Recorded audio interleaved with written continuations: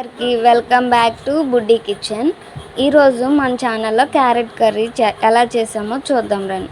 ముందుగా పచ్చిమిర్చి, onions, carrot, కరివేపాకు, కొత్తిమీర కట్ చేసుకొని పక్కన పెట్టుకోవాలి.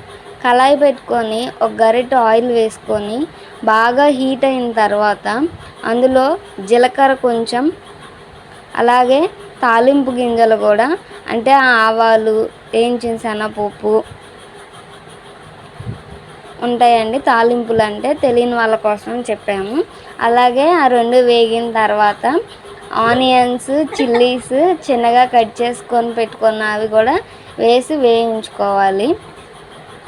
అలాగే రెండు వేగిన తర్వాత దానిలోనే కరివేపాకు కూడా వేసుకొని బాగా వేగిన తర్వాత క్యారెట్ ముక్కలు కూడా వేసుకోవాలండి. క్యారెట్ ముక్కలకి బాగా తొందరగా కుక్ అవ్వడానికి సాల్ట్ వేసుకోవాలండి. సాల్ట్ వేసుకొని మొత్తం మిక్స్ అయ్యేలాగా ఒకసారి కలుపుకొని మూత పెట్టుకోండి. తర్వాత తీసి చూసినట్లయితే కొంచెం మగ్గినట్లు ఉన్నాయి కదండి. మళ్ళీ ఒకసారి తీసి మొత్తం కలిసేలాగా గరిటె పెట్టి బాగా మిక్స్ చేసుకోవాలి. క్యారెట్ అనేది తొందరగా మాడిపోతుందండి. అలా మాడకుండా మధ్య మధ్యలో తీసి గరిటెతో కలుపుతూ ఉండాలి.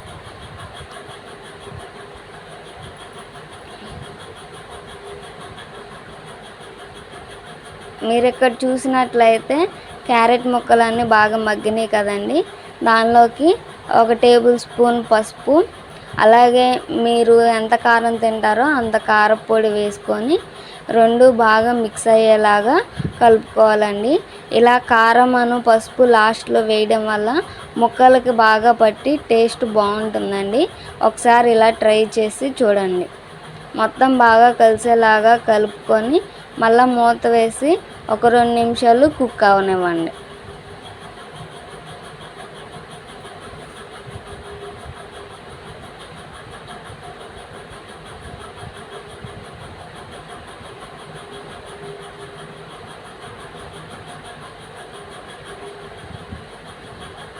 మీరు చూసినట్లయితే క్యారెట్ ముక్కలన్నీ బాగా మగ్గిపోయినాయి కదండి. ఇంకా కొత్తిమీర జల్లుకొని సర్వ్ చేసుకోవడమే. ఎంతో టేస్టీ, హెల్దీ అయిన క్యారెట్ కర్రీ రెడీ అయిపోయిందండి. ఒకసారి ఇలా వండుకొని ఎలా వచ్చిందో కామెంట్ సెక్షన్లో కామెంట్ చేయండి. మా ఛానల్ని సబ్స్క్రైబ్ చేసుకోండి.